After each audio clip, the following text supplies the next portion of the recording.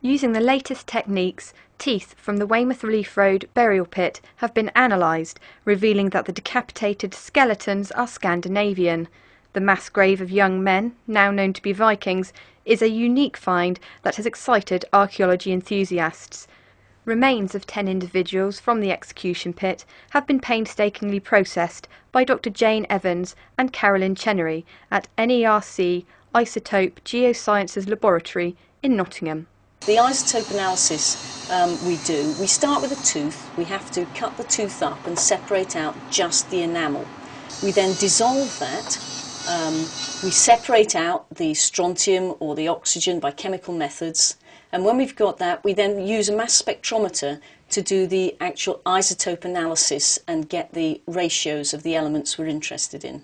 The oxygen isotope results from the Dorset individuals were particularly unusual in that they all had signatures that indicated that they came from a very cold climate. One individual in particular had an isotope value that was so low that he's very likely to have come from north of the Arctic Circle.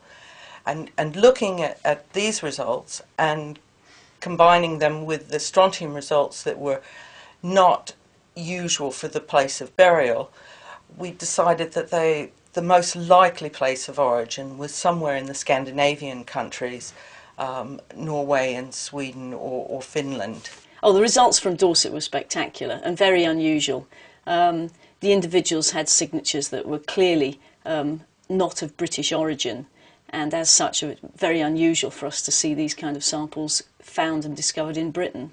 Well, they were fantastic results. Oxford Archaeology spent 2 months in the summer of 2009 carefully removing the skulls and bodies from the ground. The result's extremely exciting. It means that we can actually go on from here to actually look at the historical context. We can take our interpretation of the feature a little bit further, and we know effectively now what we need to be looking at in terms of trying to work out what's actually gone on there. So it's very, very important for us to have in excess of 50 individuals killed in a very brutal way, all deposited together from a time period like this when we do not have a lot of this sort of evidence. This is special, and I can honestly say that I don't think I and probably most other archaeologists working in the country today have seen many burial pits like this.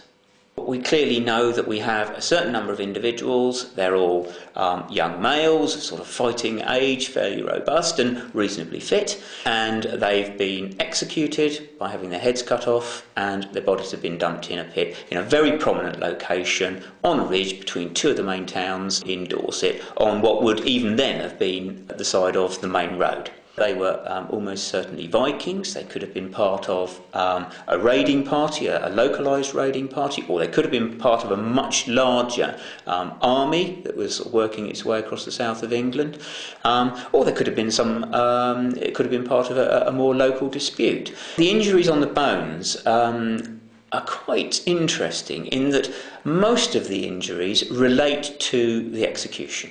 We've got lots of cut marks around the necks, the jaws, the shoulder blades, the top of the spine. It's really telling us that it's quite a messy job. Quite a few of them were either not killed with one blow or their head was not taken off with one blow.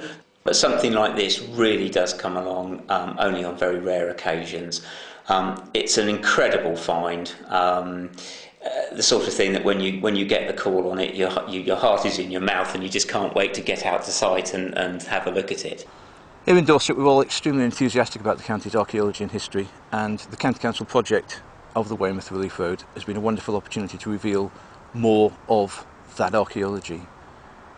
The finds, including the Viking burial, are really rather spectacular and have generated a great deal of public interest. And we're hoping that after full study by the experts that will reveal lots of useful further information, that material will be brought back to the county. We're hoping it will go to the Dorset County Museum so that it will then be available for experts and the people of Dorset to further study and enjoy.